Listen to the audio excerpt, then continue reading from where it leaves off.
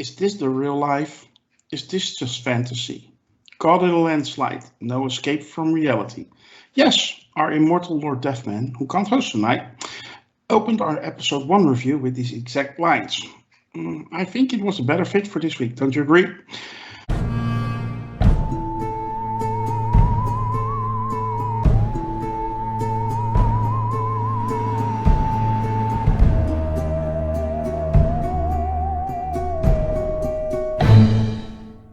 Hello and welcome to the Review of Champions. It's time to talk about Moonknight, episode 4, The Tomb. With me are Merv, Hello. Biz, Hello. and Lokismom. Hi there.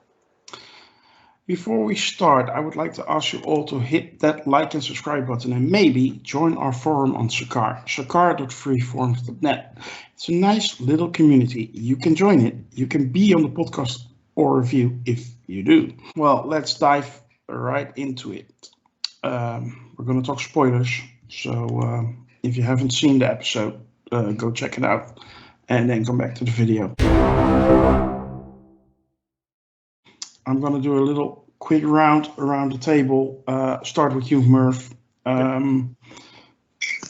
Quick thoughts about this episode. What did you think of it?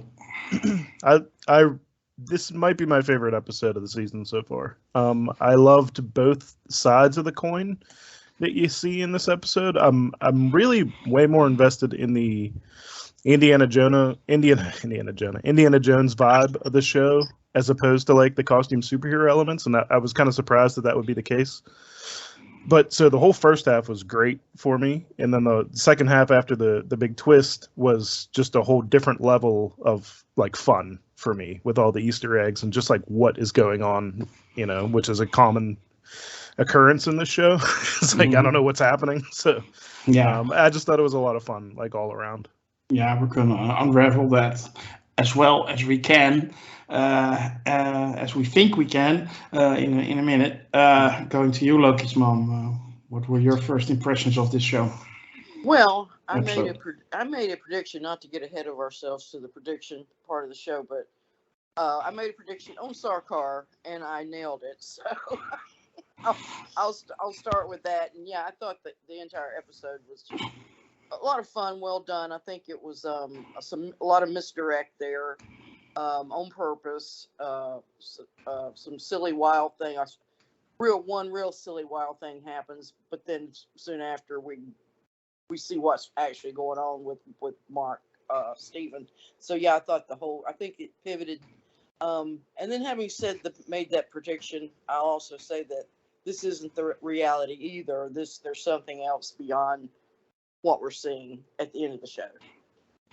I have something about that, maybe later, but we'll talk about that as well.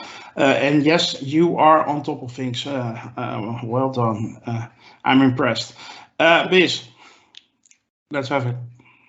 Oh yeah, thought it was a great episode. I love how they were in that kind of tomb. There was a bit of like a horror element with that that monster or whatever it was. We'll get to that later. Yeah, the surprise caught me off guard because I thought it was a little bit more grounded, but then that happened. We'll get into that later. But yeah, awesome episode. Yeah, I agree. Murph mentioned earlier Indiana Jones. I want to throw in The Mummy with Brendan Fraser, Rachel Weisz. Yeah, it has that vibe as True. well. And yeah, so yeah, I really enjoyed this episode. I thought some of it was very, very well done. And yeah, that twist. It took me a while to process it because what the hell was going on? But now I have some ideas about it, but we'll talk about it later. Well, you know what, Loki's mom, since you are so well versed in your predictions this time around, so let's have it. Any negatives? Any positives? Elaborate. What did you notice? Well, the thing that, of course, I noticed the most was how the whole Indiana Jones type first part of the episode played out. I mean, it was contrived, it was, and it formulaic, it hit all the points of, like you said, we pointed out these movies that it was hitting upon. And of course, as we find out a little bit later, there's a reason for that. So the hokiness, and that kind of goes back to what I was talking about this episode last week, where I thought it was real corny, kind of hokey, the whole inside the pyramid scene. So I think it sort of plays into that sort of Hollywoodish version of how you're doing something inside of a Hollywood movie or TV show, if that's possible or anything. I don't know if that's understandable, but yeah, I think that really, I thought that was really well done. Yeah, as far as negatives, I can't really think of any. I mean, I don't. It all sort of clicked and worked. I thought maybe the very last scene was kind of almost too silly. I mean, it was just, with the, I'm not sure what the name of that goddess is, but I think she's supposed to be the goddess of death or something, and she's a hippo. And hippos were considered very ferocious animals. They were not cutesy like we think of them now with the daisy, and the hungry hippo type thing. I can help you out here. It's the name of the goddess is Terroret. And well, I have something about that in our section with the fan speculation, but then we will get back to that. So just let it slide for now. So yeah, what do you think is going on? Me. Oh, okay. Yeah, I think it's going to slide into something else after this. I think we're in another part of Mark's psychosis here, and we have to remember working in the background is the Jake Lockley character, who's the real psychopath.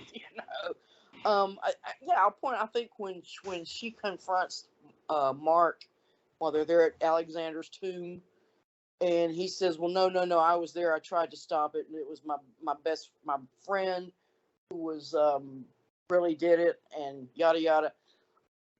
Either that's going to be Jake Lockley who murders Layla's father, or it's going to be Jean-Paul Duchamp. It's, the guy that's on the phone.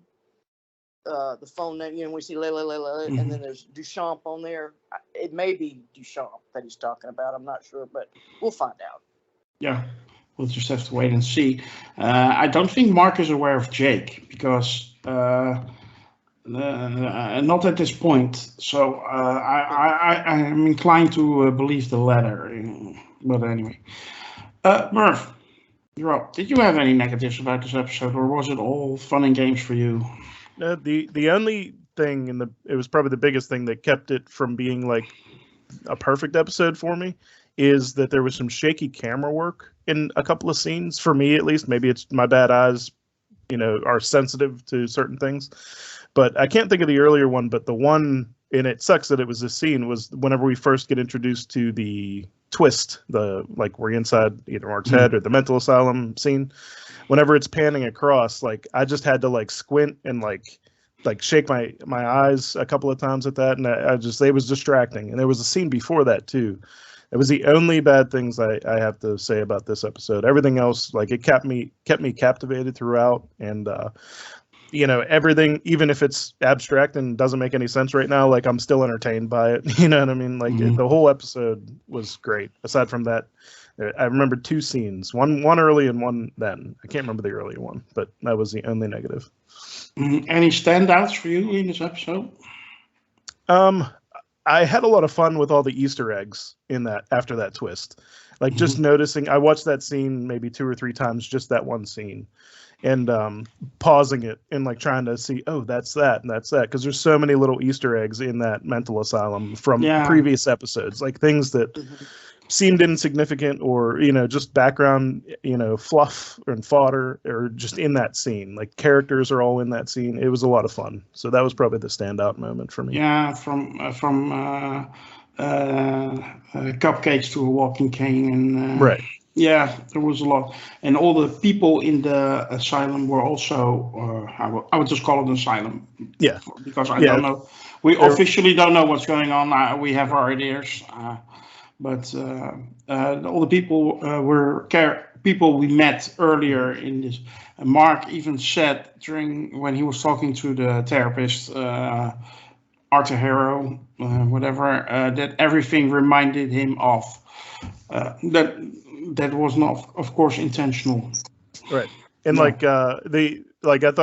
still thought it was interesting that like the patients and whatnot were like either his friends or coworkers or allies, and then like the henchmen and the villains were the guards or the orderlies in the mental asylum, and then obviously Harrow was like his shrink or whatever. Yeah. And it was just like very they're the bad guys, we're the good guys kind of situation, just on paper.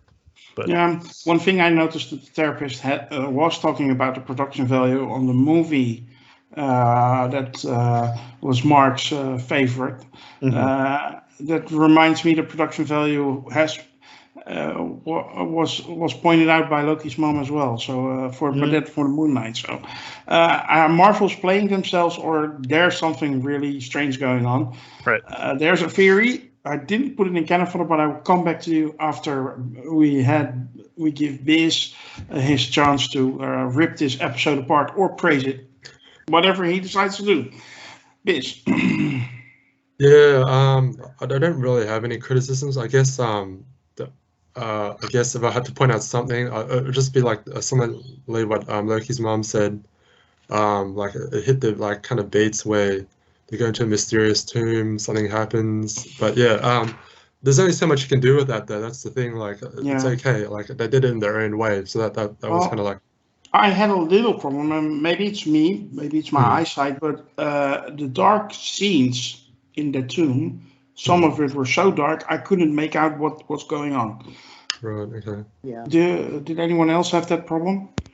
I had a little bit, and that's why I'm like, I don't know if it's my eyes giving me these like negative, but it's still my experience. Yeah. Okay. Yeah, I noticed that's not just this TV show. I mean, I noticed that in a lot of movies. It's and whatnot. And I don't know if it's because if I was seeing them in the theater, they would appear brighter, and then for whatever reason they just don't get it right for television. But one of the movie I was, what was the one? I can't remember the name of it, but it's something about a cow up in the Pacific Northwest or whatever. That movie was so dark I couldn't figure out what anything was going on. It was just I pretty much had to listen to the dialogue to figure it out. Okay. But just so. Yeah, I think that's a big problem with a lot of Hollywood production right now. Yeah. Okay, I'm going to circle back to this now. Biz, go on. Okay. So yeah, like in a general sense, I love the episode. Like you can see that the romance is obviously blossoming between what's his name, Stephen and Layla. It even focused on Layla for a little bit, which I thought was a bit. I don't know, like something off about it, where it was between her and what's the bad guy's name again? Arthur Harrow. Yeah. Arthur? Arthur Harrow. Oh, Arthur. Okay, right, yeah, Arthur. And then like he was trying to manipulate her, but you can see that he was just buying time, like just trying to stop her from like moving on, and then using her like history with like her dad against her. I thought that was pretty cool. So like obviously villains aren't just meant to like it's cool that they have powers, but like the mind games that they play, that's kind of what makes like a villain interesting to me anyway. Also to other people, I'm guessing. What else was there? Obviously the twist at the end, that was awesome. Like you suddenly jump into what was it, like some kind of like a movie or a TV show, like and then like I think the guy's name was also Stephen, like that adventurer. Yeah. And then you zoom out and it becomes like a mental institution. Yeah, so that, and then it gets really trippy from there, where like both of them appear, like both alter egos, Stephen Grant and Mark Webb. And then you see like the sarcophagus shake. Is like, does that hint at the third identity, Or I have something about that later, so not that far. yeah, yeah, like I liked the episode, and then there was also like obviously the confrontation between Layla and Mark. Like she wanted to know what happened because see again, that's the goal of the villain, to manipulate Layla to like try and turn them against each other. But obviously they were still on good terms because they were like, oh shit, we need to do something now. But the guys are coming. But yeah, it was a great episode. Enjoyable. Okay. Well, there was a.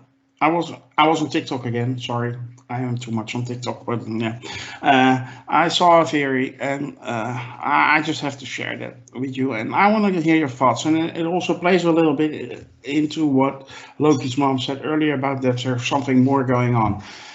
Apparently, in one of the comic runs of Moonknight, where they actually take a lot of things from, Mark Spector is actually an actor playing in a Moonknight movie, and the theory is that this is actually a show within a show, and they have some shots. At the fight at the rooftop in episode 3, there's a moment where you see a green screen in a chase. In Cairo later that episode, you can see a cameraman actually in the screen. So the theory is that actually what is actually going on, it's all an act, and it's all a show within a show. We're watching a show being made.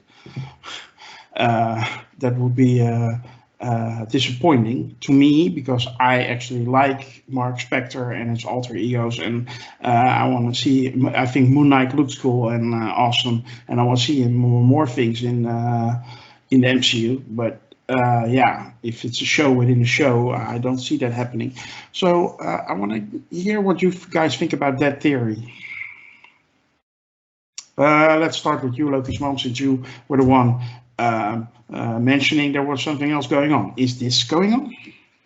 Well, that's interesting. I hadn't thought of that, but I didn't notice any of what you pointed out going on. So, if we look at the point that this episode, the first portion of it, was pretty much a adventure movie that could maybe stand on its own, without all this. It's just these two people in a, adventurers in a cave, and they come, what I'm talking about. If it's sort of like that, then yeah, this could be, Mark. That's another movie Mark's going on in his head as well as maybe what's going on with inside the insane asylum. So I think I've totally confused everybody with that. So. Merv, are you confused or always? But usually in good ways. Okay. What do you think about this theory? It would be a bold move, I think, and it's one that I wouldn't be particularly fond of. I don't think, looking back.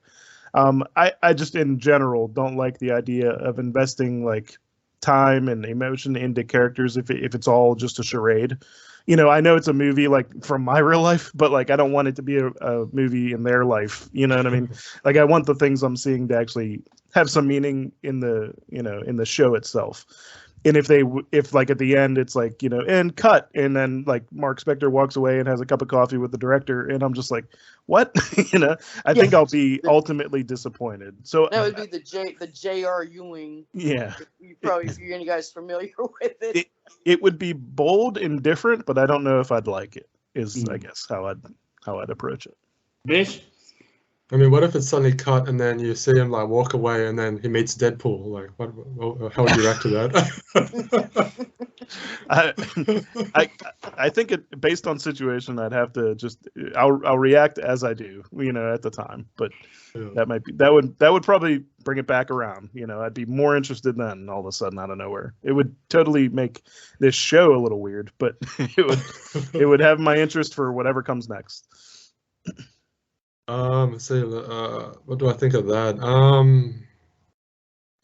I don't know. It's hard to say because like the comic like that that it's like drawing from by Jeff Lemire, it's really quite out there. Like the way it moves from one location to one idea. It's I mean, it's possible.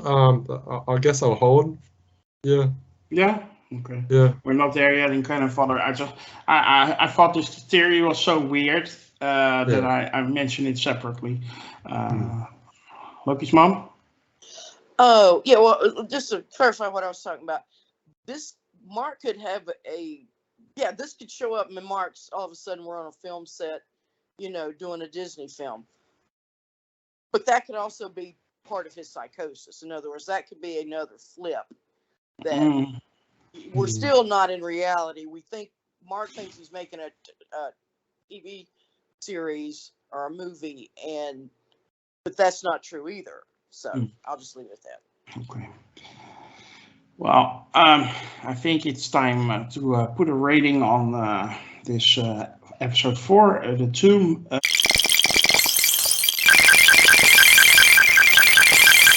I will start with Biz. Biz, can I have your rating for the Tomb? I'll give it a 9 out of 10. Yeah, a top episode. Okay. High praise. Loki's mom? 8.5. 8.5. Okay. And Merv? Yeah, I'd probably go 9 out of 10. And it would be even higher if it didn't have that little bit of shaky cam for me. Okay. Well, I'm going to go for an 8 out of 10. I think that's fair. Huh? Well, now it's the moment we've all been waiting for. It's time for a section called Cannon Fodder. Cannon Fodder. And in Cannon Fodder, we discuss weird fan theories, and our panel is going to sign off on them with an either buy, sell, or hold. I've been digging online. I could find some really good ones, and I scrapped the one we were discussing before. These are a little bit more simple and less contrived, but let's go for it. The first one deals with actually the hippo at the end. That's, like I said before, the goddess Teret. She's the goddess of fertility and childbirth, but she also has the power to resurrect the dead. Her avatar was the woman that spoke to Mark at the trial before, and she will bring Mark back to the land of the living. Well, buy, sell, or hold. Let's start with you, Biz. What do you think? What, the fact that she'll bring him back to life? Yes. And that she's the woman that Mark spoke to at the trial. Okay. Well, going by Occam's razor, I'm going to say, yeah, she'll do it. I'll accept that theory. Okay. You buy? Yeah. Okay. Murph?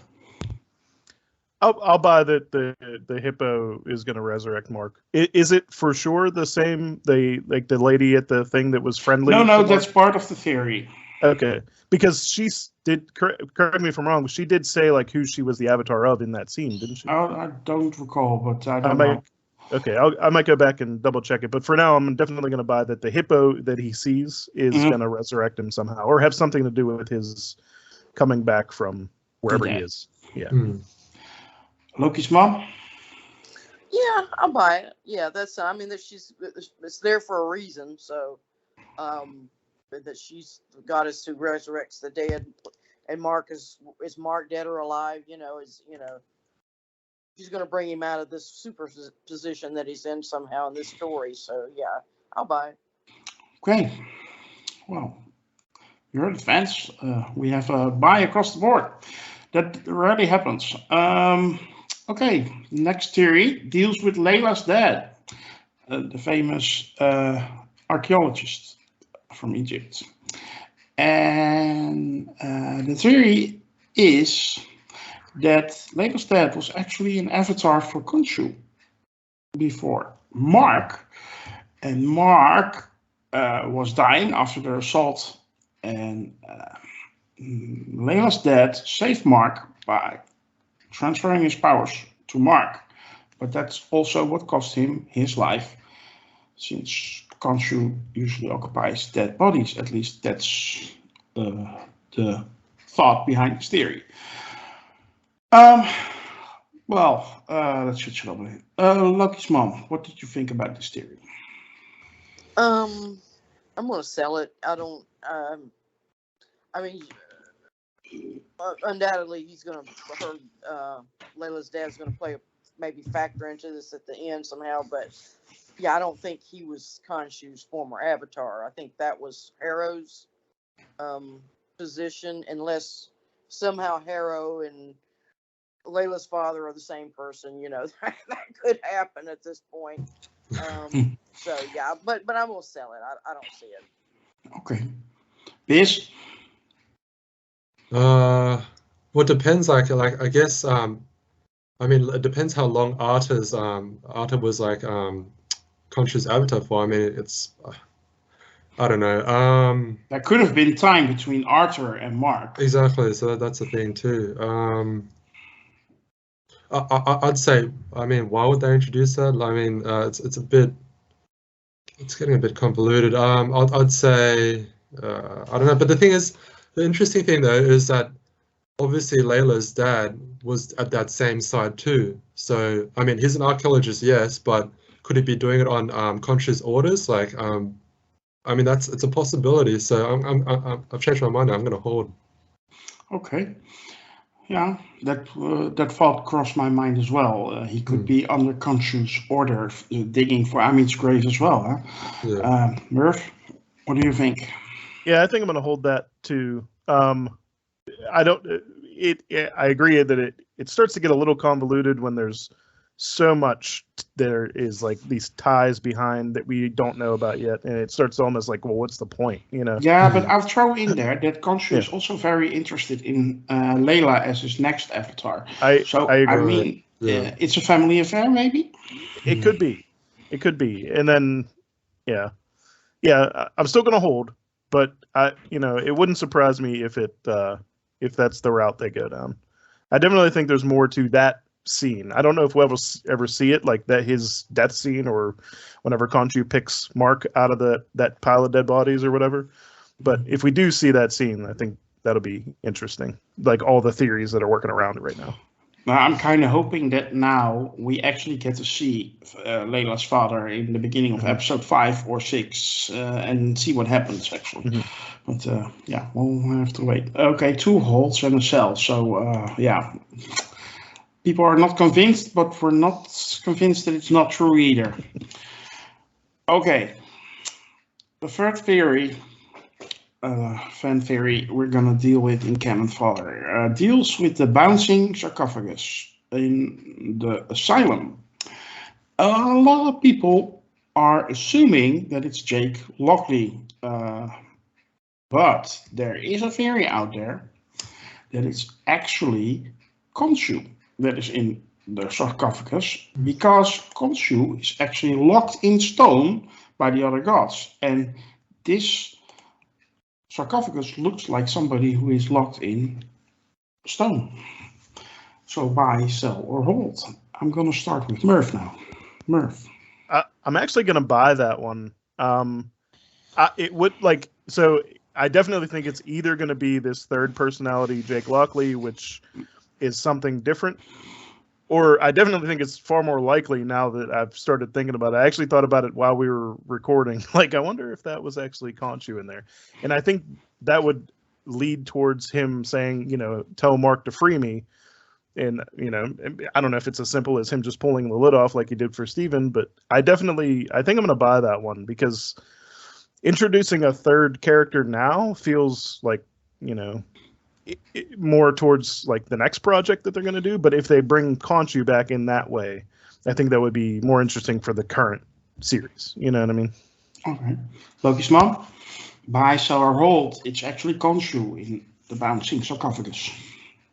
I'm going to hold that. I think it's a good possibility. It is Jake Lockley.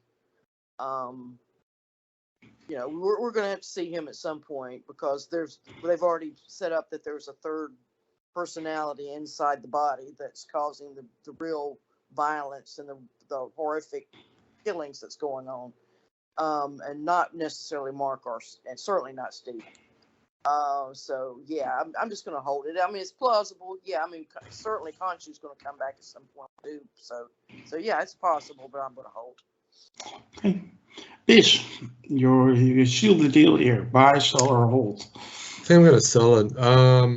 I think it is possibly Jake Lockley. Might even be nothing. Because the thing is, like, the hippo appeared, so I'm guessing like she's gonna well, resurrect him, or like Merv said, or just snap him into like focus so he can think clearly. So yeah, so that's why, because if he gets resurrected, then he'll probably do something about Khonshu then, not while in that kind of plane of existence or wherever he is. So that's my logic behind that. Well, Stephen comes out of the other sarcophagus. You know, he's the one that's lying down. So who's going to be the body in the upright sarcophagus? You know, which is more plausible, Khonshu or Lockley, yeah, Lockley.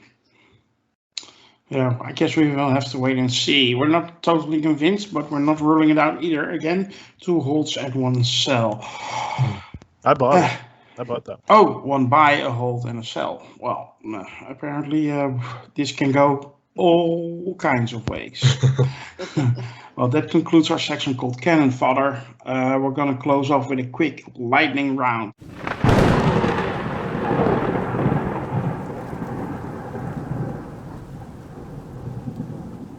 Where I just ask some questions. And I'll start with Loki's mom. Loki's mom, should Layla save her kisses for Mark?